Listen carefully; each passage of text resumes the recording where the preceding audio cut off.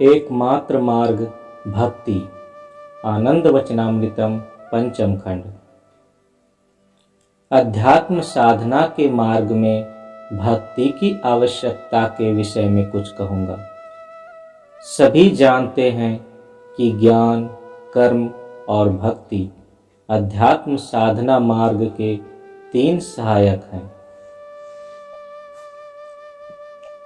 ज्ञानी लक्ष्य के समीप पहुंच जाता है, किंतु फिर भी थोड़ी दूरी रह ही जाती है।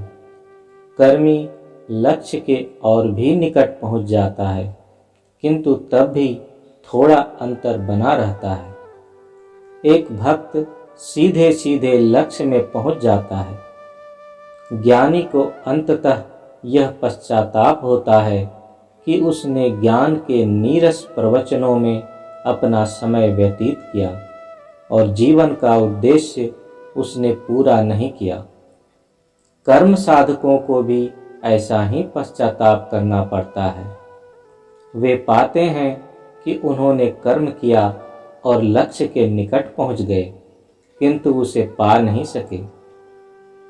किंतु भक्तों को किसी भी प्रकार का पश्चाताप नहीं होता है, क्योंकि उनका मन सर्वदा आनंद से भरा रहता है। वे न अपनी प्रतिष्ठा अनुभव करते हैं और न अप्रतिष्ठा। उनके मन में आनंद के अतिरिक्त और कुछ नहीं रहता है मात्र आनंद का सतत प्रवाह। इसलिए वे सुख और दुख दोनों से अप्रभावित रहते हैं। केवल भक्त ही इस अवस्था के संबंध में साधिकार कह सकता है, न तो ज्ञानी न कर्मी, चाहे वे ज्ञान या कर्म में कितने भी निष्णात क्यों न हो। एक ज्ञानी कितना भी सरल क्यों न हो, घमंड मन के कोषाणुओं में अंतर्निहित रहता ही है। बुद्धिमान व्यक्ति समझते हैं कि वे साधारण व्यष्टि नहीं हैं। वे अनुभव करते हैं कि वे ऐसा कुछ जानते हैं जो अन्य लोग नहीं जानते। जहाँ घमंड रहता है वहाँ यह भावना रहती ही है, और घमंड पतन का कारण होता है। इस प्रकार हम देखते हैं कि ज्ञानी के पतन की संभावना रहती है, और जहाँ पतन की संभावना हो वह पथ अच्छा हो सकता है, किंतु सुरक्षित नहीं। कर्मी भी जब किसी काम को पूरा कर लेते हैं तो उनमें भी घमंड आता है कि उन्होंने यह काम पूरा कर लिया। बाहरी तौर पर वे ऐसा कह सकते हैं कि उन्होंने क्या किया, उन्होंने कुछ नहीं किया, किंतु अंदर ही अंदर यह इच्छा रहती है कि समाचार पत्रों में उनका नाम छपे। एक निष्णात कर्मी ऐसी दुर्बलताओं का शिकार बन जाता है, किंतु भक्त कुछ भी खोते नहीं, क्योंकि वह परम पुरुष को अपना समझते हैं। अतः उन्हें ऐसा कुछ न तो खोना ही रहता है और न पाना ही। वे जैसे के तैसे रहते हैं। परम पुरुष उन्हें सुख दें या दुख, उनके लिए कोई अंतर नहीं पड़ता।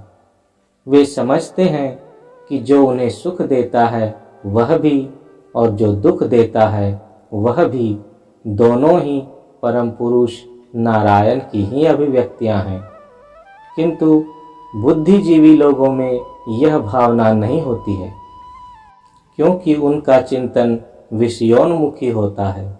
इसलिए उनमें सुख दुख अथवा प्रतिष्ठा अप्रतिष्ठा का भाव विभिन्न परिस्थितियों के परिवर्तन के परिणाम स्वरूप उठता रहता है। भक्तों के मन में किसी के भी विषय में दुर्भाव नहीं रहता है।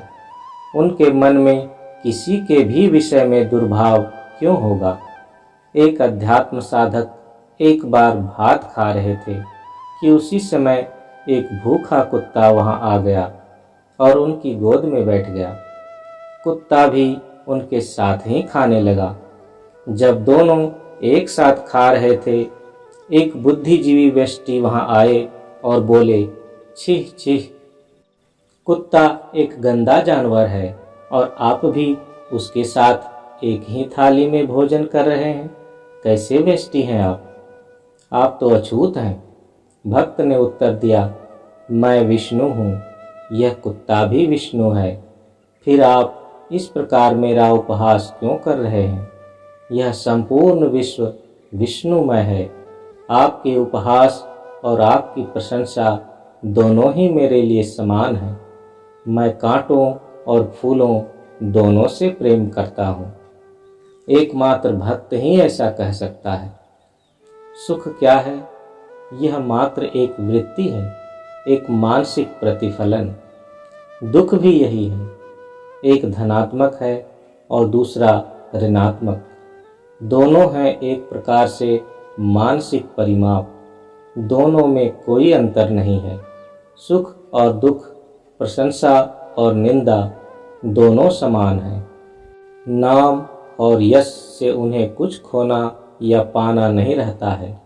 इसी प्रकार निंदा से भी उन्हें कुछ खोना या पाना नहीं रहता है।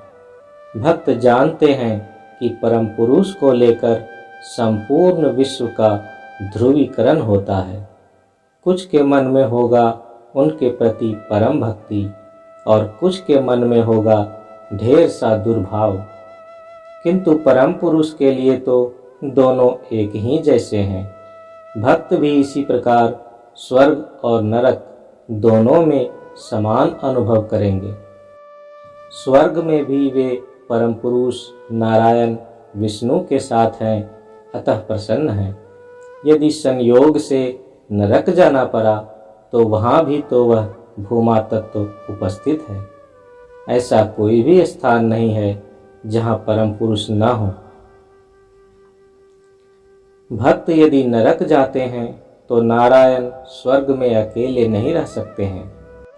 अपने भक्तों के मन प्रसादन के निमित्त परम पुरुष को वहीं जाना पड़ेगा। इसलिए भक्त यदि नरक जाएंगे तो वहाँ नाचेंगे, गाएंगे, कीर्तन करेंगे और परमात्मा परम पुरुष के साथ रहेंगे। उनका मन आनंद से परिपूर्ण रहेगा। वे बहिर् जगत के सुख दुख से, सुयश और अपयश से पूर्णतः निरपेक्ष और निष्प्रिय रहेंगे। केवल भक्त ही ऐसा कह सकते हैं कि उनके लिए यह सब कुछ महत्व नहीं रखता। जिनमें भक्ति नहीं है वे यदि निष्ठापूर्वक कर्म भी करेंगे तो भी वे परम पुरुष से दूर ही रह जाएंगे और अंततः उन्हें कर्म से भी वितृष्णा उत्पन्न हो जाएगी।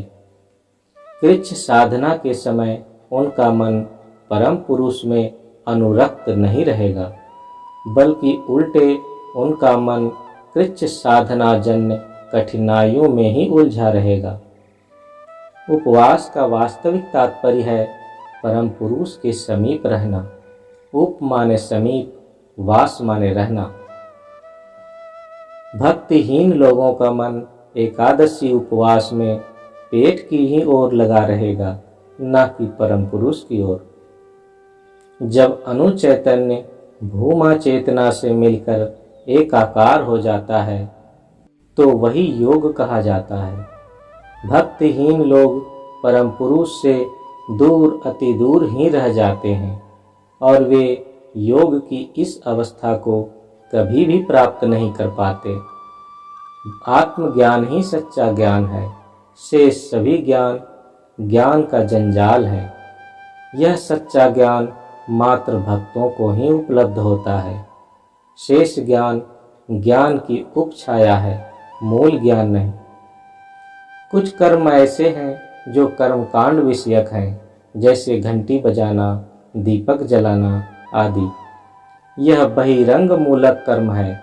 वाद्य बजाते समय, कीर्तन भजन करते समय वे नहीं सोचते हैं कि परम पुरुष इसे सुनकर प्रसन्न होंगे। उस समय वे परम पुरुष के विषय में नहीं सोचते, बल्कि सोचते हैं वाद्य के विषय में। वाद्य के विषय में इस सतत चिंतन से वे एक समय स्वयं वाद्य बन जाएंगे। जो सदा रुपये के विषय में सोचते हैं वे एक दिन रुपया बन जाएंगे और किसी के पॉकेट में या किसी सेठ की तिजोरी में पड़े रह जाएंगे। भक्ति का दिखावा काम में नहीं आता।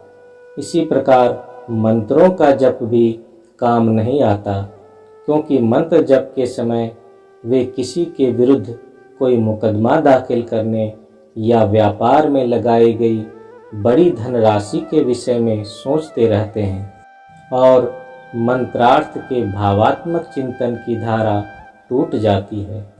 ऐसे में मंत्र जप किंवा ध्यान निष्फल हो जाता है। ध्यान में बैठकर यदि कोई व्यक्ति निर्माणाधीन आवास की योजना के विषय में सोचता है कि ड्राइंग रूम किधर बनेगा और किधर अन्य कमरे बनेंगे, तो यह सही रास्ता नहीं है। केवल एक ही पथ है, भक्ति का पथ। इस पथ के अनुसरण का लक्ष्य परम पुरुष से कुछ मांगना नहीं है। परम पुरुष की भक्ति का मार्ग ही मार्ग है और वह है उनकी सेवा, उनको प्रसन्न करने के उद्देश्य से अभिप्रेरित, क्योंकि भक्त परम पुरुष को प्रसन्न करके ही स्वयं प्रसन्न होता है। उनसे भी श्रेष्ठ भक्त दूसरे प्रकार से सोचते हैं। वे भक्ति मार्ग का अनुसरण करते हैं उनको प्रसन्नता देने के लिए, उन्हें प्रसन्न करने के लिए, और वे कभी भी स्वयं प्रसन्नता प्राप्त करने के लिए नहीं सोचते। भक्ति का चरम स्वरूप यही है। जो परम पुरुष की प्रसन्नता के लिए काम करते हैं वे ही हैं गोप। यही भक्ति की पराकाष्ठा है। इस मार्ग के अतिरिक्त अन्य कोई मार्ग नहीं है। श्री श्री आनंद मूर्ति, पटना, 18 नवंबर 1978।